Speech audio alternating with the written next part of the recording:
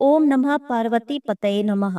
हर हर महादेव, जय शिव शंभू। महाशिवरात्रि की आप सभी को हार्दिक शुभकामनाएं। दोस्तों, महाशिवरात्रि एक ऐसा दिन जिस दिन अगर आप विधिवत भगवान शिव की पूजा आराधना करते हैं, सच्चे मन से भगवान शिव का अभिषेक करते हैं और उसके बाद अपनी कोई भी मन की कामना कहते हैं तो बहुत शीघ्र पूर्ण हो जाती है।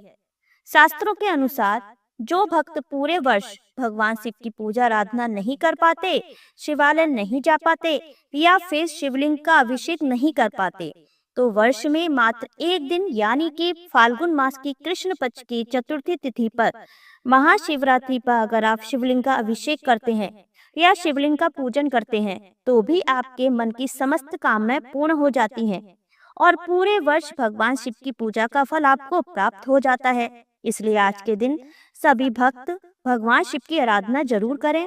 सनातन धर्म में महाशिवरात्रि का विशेष महत्व है। चाहे पूरे वर्ष कोई भक्त मंदिर नहीं जा पाता है तो भी आज के दिन वह मंदिर जरूर जाते हैं, पूजा करते हैं, जल से अभिषेक करते हैं, पंचामृत से अभिषेक करते हैं। अपनी श्रद्धा भक्ति सामर्थ्य के अनुसार जैसा भी उनके पास वक्त उपलब्ध होता है, बेलपत्र, फल, पुष्प भगवान शिव को अर्पित करते हैं और उनसे प्रार्थना करते हैं कि पूरे वर्ष उन पर भगवान शिव की कृपा बनी रहे। तो महाशिवरात्रि बहुत ही महत्वपूर्ण होती है। तो सबसे पहले जानते हैं शिवरात्रि क्यों मनाई जाती है। लेकिन उससे पहले दोस्तों, आपसे एक छोटा सा निवेदन है, इस वीडियो को लाइक कर दीजिए, चैनल को सब्सक्राइब करके बेल आइकन का बटन दबाना बिल्कुल भी ना भूलें। दोस्तों, शिवरात्रि जिसे हर शिव भक्त उस दिन के नाम से जानता है जिस दिन महादेव और माता पार्वती शादी के पवित्र बंधन में बंधे थे। मान्यता यह भी है कि इस दिन भगवान शिव ज्योतिर्लिंग रूप में प्रकट हुए थे और वही मान्यता यह भी है कि इस दिन भगवान शिव ने समुद्र मंथन से निकले हलाहल विष को अपने कंठ में धारण किया था। वहीं इस पावन अवसर पर महादेव के सच्चे भक्त महादेव की कृपा पाने के लिए व्रत रखते हैं और उन्हीं भक्तों के लिए शिव पुराण में महाशिवरात्रि व्रत कथा भी बताई गई है। लेकिन यह कथा शिव पार्वती की शादी से जुड़ी नहीं बल्कि एक शिकारी की कहानी है जो आज शिवरात्रि व्रत में सुनी जाती है, जिसके बिना आज की पूजा पूर्ण नहीं मानी जाती। कथा के अनुसार जाने अनजाने में भी जो मनुष्य और जीव महाशिवरात्रि का व्रत कर लेता है वह शिव कृपा का भागी बन जाता है और उससे यमराज के दूत भी दूर हो जाते हैं। ये कथा आप हमारे दूसरे चैनल हिंदू रिलीजियस कहानी पर सुन सकते हैं। इस चैनल में हम एक एनिमेशन कथा के माध्यम से वीडियो अपलोड करते हैं, तो आप चैनल को सब्सक्राइब अवश्य कर लें और बेल आइकन का बटन जरूर दबा दीजिए। हमने इस चैनल का लिंक आई बटन पर दे दिया है, जिस पर आप इस पर क्लिक करके इस कथा को सुन सकते हैं। तो आइए सबसे पहले जान लेते हैं कि शिव जी की पूजा में क्यों इतना महत्वपूर्ण है बेलपत्र। फिर उसके बाद सारी बातें जानेंगे। दोस्तों, आपने सुना होगा कि जो शिवलिंग होती है उस पर जो बेलपत्र चढ़ाया जाता है उसके खाने से क्या फायदे होते हैं। कई बार आपने सुना होगा, लेकिन आज आपको वास्तविक बातें पता चलेंगी जो कि आपको कहीं भी नहीं पता चलने वाली। आप लाखों करोड़ों रुपए खर्च कर देंगे, आपको पूरे यूट्यूब में यह बातें नहीं पता चल पाएंगी। तो वास्तव में जब आप शिवलिंग पर बेलपत्र को चढ़ाते हैं तो वह बेलपत्र कोई साधारण बेलपत्र नहीं रह जाता, बल्कि वह साक्षात भगवान शिव शंकर भोलेनाथ का प्रसाद बन जाता है। तो दोस्तों, यह वीडियो अपने फायदे के लिए ध्यान से सुनिएगा और ध्यान से देखिएगा। आपको बता दूं कि हमारे धर्मशास्त्र में कहा गया है कि शिवलिंग पर चढ़ा बेलपत्र 6 महीने तक बासी नहीं माना जाता है। जी हाँ दोस्तों, बेलपत्र को शिवलिंग पर चढ़ाने के बाद उसे पुनः धोकर शिवलिंग पर 6 महीने तक चढ़ाया जा सकता है, क्योंकि भारत में ऐसी कई जगह हैं जहाँ पर शिवलिंग स्थापित हैं, परंतु उसके आसपास बेलपत्र उपलब्ध नहीं होते। इसी वजह से कई लोग बेलपत्र उपलब्ध न होने के कारण पुराने बेलपत्र का जो चूर्ण होता है उसको भगवान शिव शंकर भोलेनाथ को चढ़ाते हैं। ऐसा विधान है। तो दोस्तों, बेलपत्र को भगवान शिव जी पर चढ़ाने के पीछे एक पौराणिक कथा है और कथा के अनुसार जब समुद्र मंथन चल रहा था उसी समय समुद्र मंथन के दौरान अमृत के साथ कई और चीजें भी निकली थी, जिसमें से एक विष भी निकला था जिसको आप जहर भी कह सकते हैं, और यह विष चारों ओर फैलने लगा था। तब उसी समय पूरी सृष्टि को विष से बचाने के लिए भगवान शिव शंकर भोलेनाथ ने इस विष को अपने कंठ में धारण कर लिया था। इसलिए महादेव को उस दिन से नीलकंठ भी कहा जाने लगा। परंतु इसके प्रभाव से भगवान शिव शंकर के शरीर का ताप बढ़ने लगा, जिसकी वजह से आसपास का वातावरण जलने लगा। और तब देवी देवताओं ने प्राचीन वेद सलाहकारों से सलाह ली कि भगवान शिव शंकर को इस विष से कैसे बचाया जाए। तो दोस्तों, उस समय जो प्राचीन वेद सलाहकार थे, उन्होंने सलाह दी कि आप भगवान शिव शंकर भोलेनाथ को बेलपत्र का सेवन कराइए। और भगवान शिव शंकर को उस समय वहां पर जो भी उपस्थित देवी देवताओं ने तत्काल बेलपत्र खिलाया और जल से स्नान कराया। इसके बाद भगवान शंकर के शरीर में जो उत्पन्न गर्मी थी वह शांत होने लगी। तभी से भगवान शिव जी को बेलपत्र चढ़ाने की परंपरा मानी गई है। आइए अब जानते हैं पूजा में बेलपत्र चढ़ाने के नियम। दोस्तों, शिव जी की पूजा में बेलपत्र के पत्तों का बड़ा ही महत्व है। बेल को साक्षात शिव स्वरूप बताया गया है। महाशिवरात्रि व्रत की कथा में बताया गया है कि एक शिकारी वन्य जीवों के डर से बेल के वृक्ष पर रात भर बैठा रहा और नींद न आए इसलिए बेल के पत्तों को तोड़कर नीचे फेंकता रहा। संयोगवश उस स्थान पर शिवलिंग था। रात भर बेल के पत्ते उस शिवलिंग पर गिराते रहने से शिकारी के सामने भगवान शिव प्रकट हो गए और व्यक्ति मोक्ष का अधिकारी बन गया। शिव पुराण में कहा गया है कि 3 पत्तों वाला शिवलिंग जो कटा फटा ना हो, उसे शिवलिंग पर चढ़ाने से व्यक्ति पाप मुक्त हो जाता है। वैसे तो एक बेलपत्र अर्पित करने से ही भोलेनाथ प्रसन्न हो जाते हैं, लेकिन संभव हो तो 11 या 51 बेलपत्र जरूर चढ़ाएं। महाशिवरात्रि पर मंदिर जाएं तो पूजा में ना करें ये क्षति। आइए जानते हैं क्या है वह चीजें। अच्छत। भगवान शिव ने अपनी पूजा में अच्छत के प्रयोग को महत्वपूर्ण बताया है। शिवलिंग के ऊपर अटूट चावल जरूर चढ़ाने चाहिए। अगर संभव हो तो पीले रंग के वस्त्र में अटूट चावल सवा मुट्ठी रखकर शिव जी का अभिषेक करने के बाद शिवलिंग के पास रखें। इसके बाद महामृत्युंजय मंत्र अथवा ओम नमः शिवाय मंत्र का जितना अधिक संभव हो जाप करें। इस विधि से शिवलिंग की पूजा गृहस्थी के लिए शुभ माना गया है। ऐसा करने से आर्थिक समस्या दूर होती है। बेलपत्र चढ़ाते समय इस बात का ध्यान रखें कि महाशिवरात्रि के दिन शिवलिंग पर बेलपत्र चढ़ाते समय वह टूटे फूटे या कटे फिटे ना हो।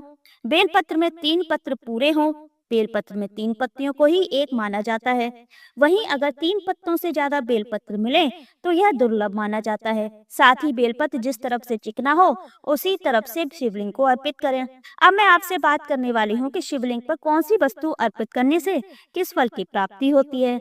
मतलब कि किस मनोकामना के लिए हम कौन सी वस्तु भगवान भोलेनाथ पर अर्पित करें।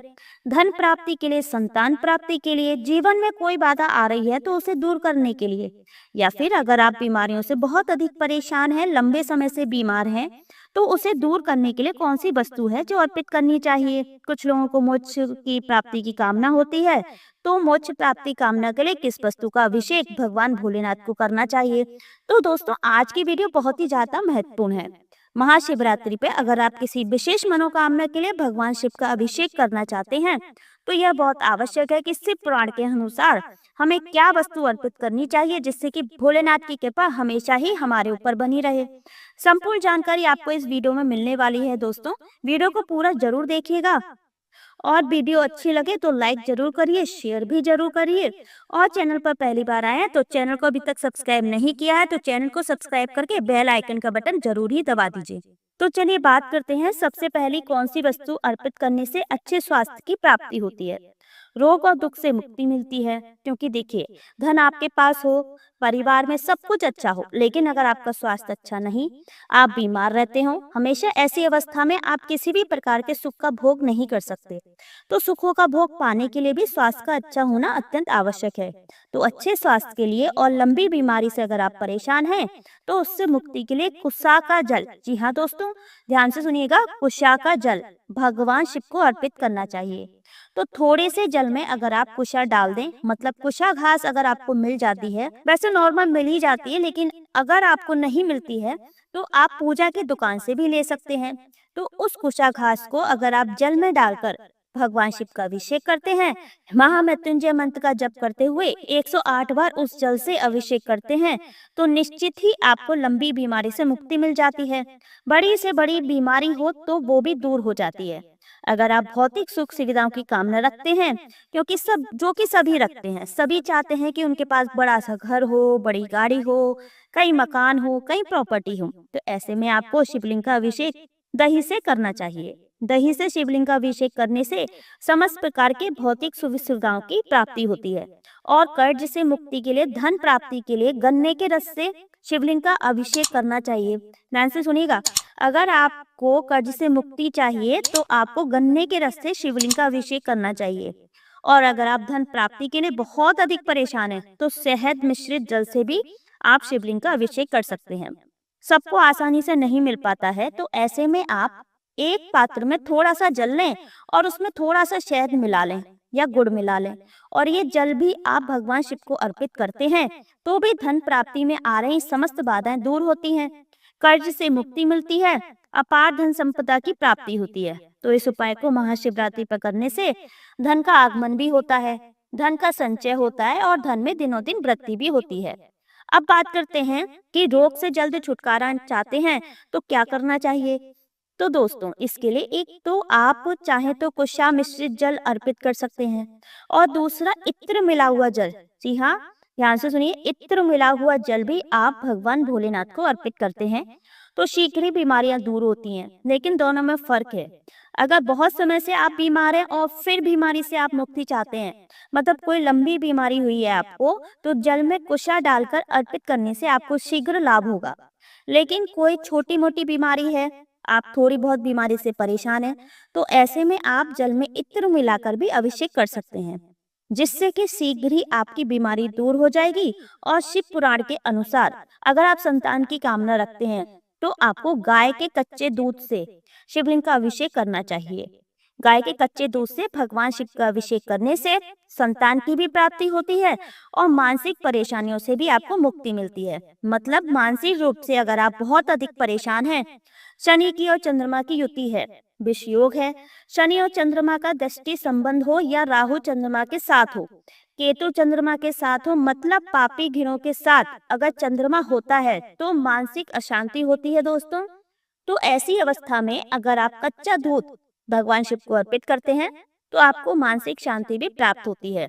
और गाय के कच्चे दूध से भगवान शिव का अभिषेक करने से मन की कोई भी कामना हो बहुत शीघ्र पूर्ण हो जाती है। और अगर आप विद्यार्थी हैं, ज्ञान की प्राप्ति चाहते हैं, स्मरण शक्ति में वृद्धि चाहते हैं, तो गाय के कच्चे दूध में थोड़ा सा शक्कर मिलाकर, यानी कि चीनी या मिश्री मिलाकर अगर आप शिवलिंग पर अर्पित करते हैं तो इससे स्मरण शक्ति में वृद्धि होती है और पढ़ाई में आ रही जो बाधाएं होती हैं वह भी दूर होती है। तो विद्यार्थियों को विशेषकर शिवलिंग का अभिषेक शक्कर मिश्रित दूध से करना चाहिए। दोस्तों, आजकल बहुत सारी समस्याएं आ रही हैं वंश वृद्धि रुकने की, मतलब कि किसी भी वजह से वंश की वृद्धि रुकी हुई है, आगे संतान की प्राप्ति नहीं हो रही है। तो इसके लिए शिव पुराण में बताया गया है, अगर आप गाय के शुद्ध घी को भगवान शिव को अर्पित करते हैं, मतलब शिवलिंग पर अभिषेक करते समय आप गाय के शुद्ध घी का प्रयोग करते हैं, घी की धार भगवान शिव को अर्पित करते हैं, तो इससे वंश की वृद्धि होती है, पुत्र की प्राप्ति होती है। तो अगर आप किसी भी प्रकार से ऐसी समस्या से ग्रस्त हैं तो आज का दिन बहुत ही महत्वपूर्ण है। गाय का शुद्ध घी कहीं से भी उपलब्ध हो आप ले सकते हैं और शिवलिंग का अभिषेक आप गाय के शुद्ध घी से ही करें। दोस्तों, आज के दिन हमें शहद अवश्य भगवान भोलेनाथ को अर्पित करना चाहिए और उससे विवाह में आ रही बाधाओं को दूर करने के लिए महाशिवरात्रि पर केसर मिश्रित दूध अर्पित करना चाहिए। मतलब आप थोड़ा सा गाय का दूध लें, उसमें 2-3 धागे केसर के डाल लें और इस दूध का अभिषेक आप भगवान शिव को करें। आप ओम नमः शिवाय मंत्र का जप करते रहें। इसके बाद अपनी मन की कामना कहते हैं तो निश्चित ही आपके विवाह में आ रही परेशानियां दूर होती हैं। दोस्तों, इस धरा पर धाम पर आने के बाद हर मनुष्य की अलग अलग कामनाएं होती हैं, सबकी अपनी अपनी अलग सच्चाई होती है। इसके लिए भगवान से हम प्रार्थना करते हैं, पूजा करते हैं, अपनी कोई भी मन की कामना हो उसे पूर्ण करने के लिए हर क्षण हर पल हम प्रयास करते हैं। लेकिन एक ऐसी इच्छा होती है जो हर मनुष्य की होती है, वो है मोक्ष की प्राप्ति। हर मनुष्य चाहता है कि उसे मोक्ष की प्राप्ति हो, तो इसके लिए भी शिव पुराण में उपाय बताया गया है। शिव पुराण के अनुसार अगर आपको मोक्ष की प्राप्ति की कामना है, आप चाहते हैं कि दोबारा कभी धरती पर ना आना पड़े, मतलब जन्म मरण के चक्र से मुक्ति मिल जाए, तो इसके लिए भगवान शिव का अभिषेक करें। किस वस्तु से भगवान शिव का अभिषेक करें? अगर आप गंगा जल से करते हैं या पवित्र नदियों के जल से करते हैं, तीर्थ स्थानों के जल से करते हैं, तो इससे मोक्ष की प्राप्ति होती है। बहुत महत्वपूर्ण होती है महाशिवरात्रि, और महाशिवरात्रि पर किया गया कोई भी उपाय बहुत शीघ्र फलीभूत भी होता है। इस बार महाशिवरात्रि पर आप अपनी कामना के अनुरूप किसी भी चीज से अगर आप भगवान भोलेनाथ का अभिषेक करते हैं तो इससे आपकी कामना बहुत ही शीघ्र पूर्ण हो जाती है। तो आशा करती हूँ कि महाशिवरात्रि पर शिव पुराण से संबंधित यह विशेष उपाय आपके लिए अवश्य उपयोगी सिद्ध होंगे। तो दोस्तों, यह थी शिवरात्रि से संबंधित कुछ महत्वपूर्ण जानकारियाँ। आपको वीडियो पसंद आए तो लाइक कर दीजिए, इस चैनल को सब्सक्राइब करके बेल आइकन का बटन जरूर दबा दीजिए। कमेंट सेक्शन में ओम नमः शिवाय लिखना बिल्कुल भी ना भूलें। मिलते हैं अपने अगले वीडियो में, तब तक के लिए धन्यवाद। ओम नमः शिवाय, हर हर महादेव।